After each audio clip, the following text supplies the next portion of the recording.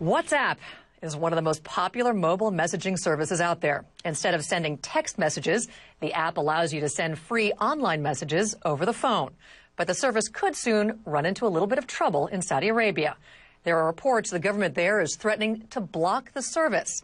Our Samuel Berg is following the story and joins us with the details. Samuel, it's not just WhatsApp. In fact, they've already blocked another messaging application in Saudi Arabia, but now the head of the Saudi Communications Commission has told the publication Arab News that they're in communications with WhatsApp, this application, and they're trying to get them to cooperate and comply with the Saudi telecom providers. Now, basically what he said in this interview is they want them to establish local servers so that they can monitor user activity. And he says they have until Ramadan to do that, which is in just a couple weeks here now, Felicia. Now, WhatsApp isn't commenting, but I spoke to the CEO of the application Viber, which gives its users free phone calls. His application is already blocked, and the CEO told me that he wasn't even contacted by the Saudi government. He was contacted by two telecommunications companies inside Saudi Arabia. To him, it sounded like they either wanted to block or listen into the phone calls of the users inside Saudi Arabia. And he says he has 10 million users in Saudi Arabia, and rather than comply with that,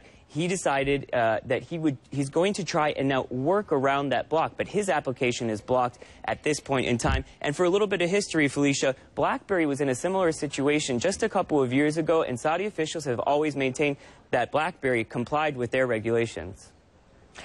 You know, that's an amazing number. I mean, 10 million users, that's a huge user base to have been lost. How do they get around something like this? Do they have any wiggle room?